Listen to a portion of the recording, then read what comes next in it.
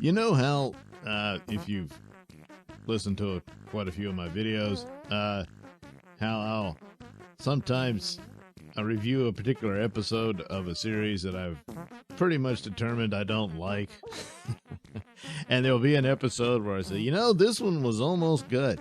I did that a lot with Strange New Worlds, but almost good was no cigar. Well, here we have for She-Hulk, Ribbit, or Ribbit, whatever, with Leapfrog in it. And if you're familiar with the comics, you know Leapfrog, who was, always, a comical villain. So that's not too far afield here. But, of course, the big deal about it is, Daredevil's finally showed up. And that's the only episode anyone was waiting for. And for almost a little bit, you almost could have had something here. Now, it's a comedy show. That's what it's supposed to be, even though it's almost never funny. Well, not almost. It just is never funny. So, of course, he's treated in a comical manner here.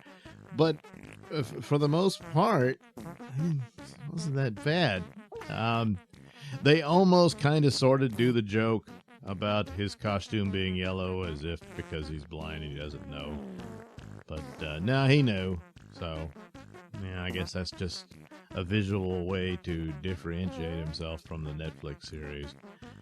Boy, you don't want to get any much further from that series because, it's the best of the best. But anyway, so he comes in. They actually do have a court scene. Wow, what do you know? You've got a show with attorney at law in it, and you actually do a court scene. It's also supposed to be a superhero show, but it hardly ever has any superhero stuff in it. Yeah. So anyway, you had both here. They team up. There's a misunderstanding. They fight. Of course, you knew that was coming. Of course, she overpowers him because she's super strong, but he can avoid her blows because, his super duper senses, except when she does the super clap and it kind of messes up his ears. So then she gets him and pulls his mask off and what? Matt Murdock. So the mask came off really easy too. That's a problem, So anyway, what's the connection? What's he doing there? Well, he owes a favor to the tailor. The tailor, well, they do have some sort of funny scene with Leapfrog and his suit malfunctions and, he hurts himself. So he's suing the super tailor, the same super tailor who made Jen her clothes that can grow and shrink with her and all that. And so she's like, oh, man, I don't want to piss him off. Yeah, that's my tailor. And the boss is like, hey, this is an important client. Well, rather, he's the son of an important client. And as I recall, Leapfrog, there were two Leapfrogs. It was a father and son, so he handed it off to the whatever. And they did it here where he has rockets in his boots instead of the springs. I guess they thought that would have been too silly. And I imagine.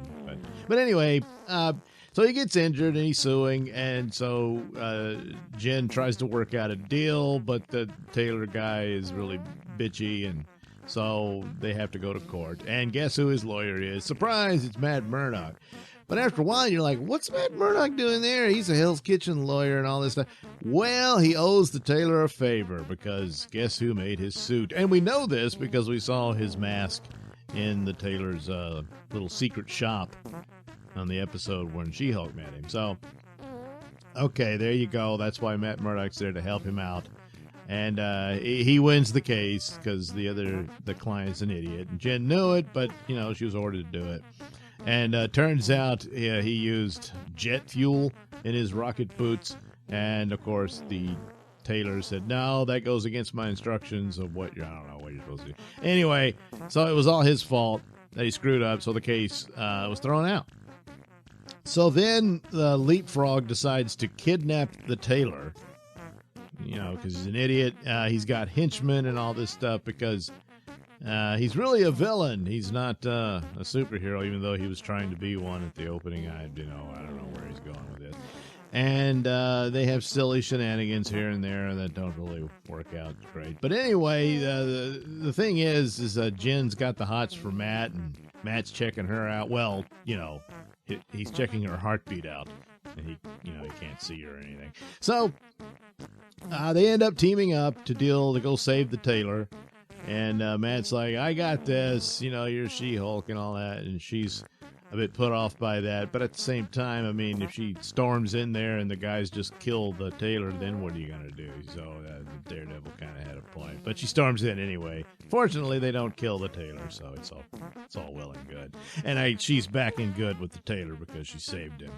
Even though, technically speaking, the show doesn't point this out. But yeah, she could have gotten him killed. Anyway, there's a few good scenes that are shot of Daredevil doing his thing, and that looks cool. So somebody came in to help them out with that, obviously. And then, all's well and good. And so Daredevil and She-Hulk go back to her place to screw. And they do. And they treat that as a joke where Daredevil is walking barefoot, holding his boots for some reason.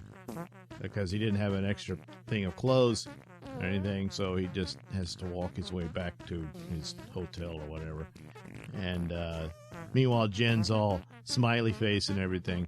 But she's got to go to this gala thing because she's won Best Female Lawyer of the Year award or something, and along with some other women. And then all of a sudden, just when the show is almost sort of okay, it's stupid, it's got stupid stuff in it, but it was more of an effort than just about all of the other episodes. And even though they're making fun of Matt Murdock and making him more a light character than he was in his Dark series and all that, it wasn't as bad as I would have thought, despite my illustrations. So anyway, the show just can't help itself. We're almost making a show here. We got to screw it up somehow. So they shoehorn in this. All right, they've developed this business of the intelligentsia, which obviously is a slap at any critics of the show, and most notably, YouTubers, fans doing criticism, like I'm doing. And so they did this business of sabotaging her big night at the gala, of getting her award for being best female lawyer or whatever, along with other women who then kind of poo-pooed it for being called women. I don't know. Anyway, so she's being thankful and nice and everything, and thanking her family and all that. And all of a sudden, the screen behind her comes up, and it's those nasty Doomcock twins. I mean, it's pretty much what they look like. Of course, the voice is disguised, but like Anonymous used to do and stuff like that. But obviously, it's a slap at pretty much all the YouTubers that do this. But boy, they went for that. I'm sure it's all just a coincidence.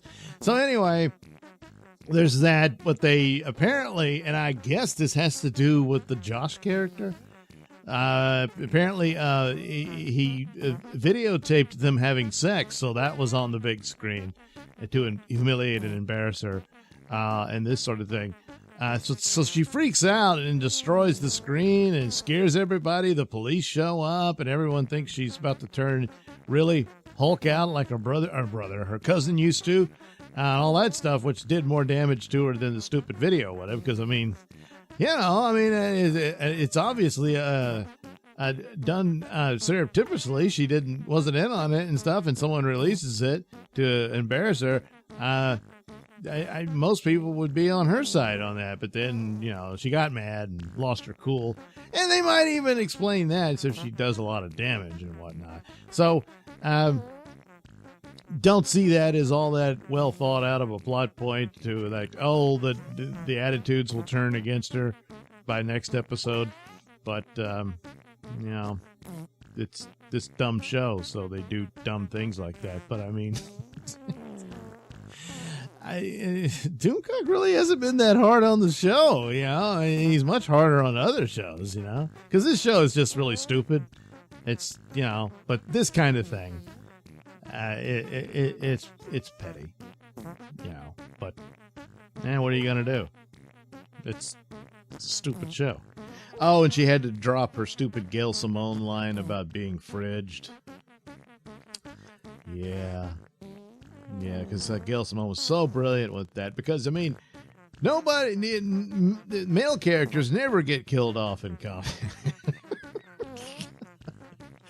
Yeah. So the show can't help itself. It just can't. But anyway, so there you go. There's your introduction to Daredevil. Jeez Louise. So, Jay, how do you think his series will be? Apparently, we got to wait through Echo before you get to a Daredevil show, the Born Again, which do you think it'll have any recognizable factor of it other than Kingpin will be in it with the Born Again story? I seriously doubt it. So, anyway, there's another episode of She-Hulk.